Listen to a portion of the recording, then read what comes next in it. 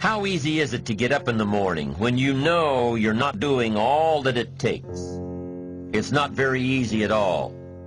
You can just lay there awake thinking, oh, what's a few more minutes in bed? It won't matter much anyway. Wrong. It does matter. It will matter. Now, how easy is it to get up in the morning when you're pouring it on, doing the best you can, anxious to get going, make progress toward your dreams? It's a whole different story. When you're resting to renew your reserves, it's much different than resting to avoid your day. When you're psyched up and excited for your life, when you're excited for what you've planned to accomplish for the day, it's amazing. You'll wake up before the alarm clock even tries to startle you awake. Your successes fuel your ambition. Your successes give you extra energy. Your successes pave the way for more successes. It's the snowball effect. With one success, you're excited to meet another, and another, and another. And pretty soon, the disciplines that were so difficult in the beginning, the disciplines that got you going, are now part of your philosophy. How do you know when you're successful? Do you have to be a millionaire? No. All we ask of you is that you earn all you possibly can. If you earn $10,000 a year and that's the best you can do, that's enough.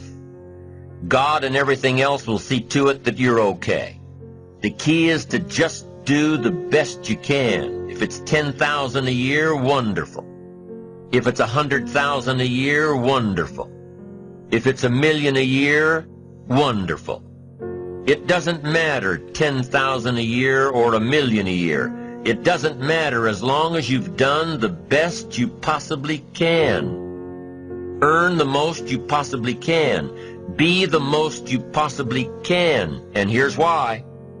The essence of life is growth. The essence of life is growth, to do the best you can. And here's what's interesting. Humans are the only life form that will do less than they possibly can. Humans are the only life form that will settle for less. Every other life form except human beings strive to its maximum capacity. How tall will a tree grow? Approximately.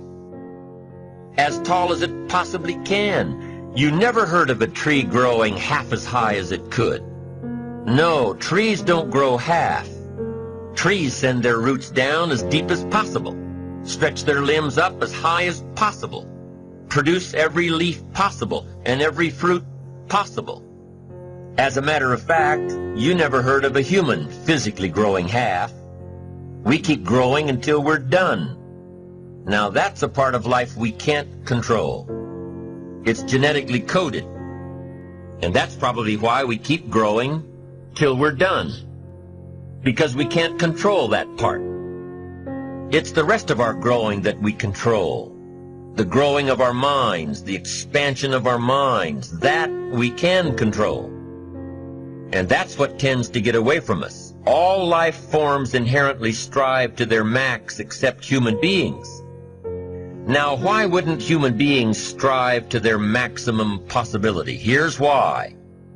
Because we've been given the dignity of choice. It makes us different than alligators and trees and birds. The dignity of choice makes us different than all other life forms.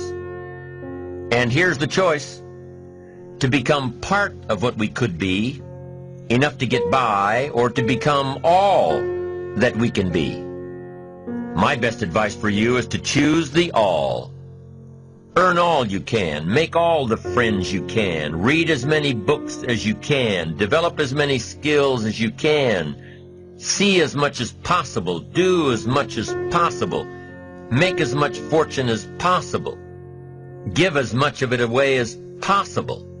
The max. There's no life like it. I'm telling you, once I got on track, I've never looked back.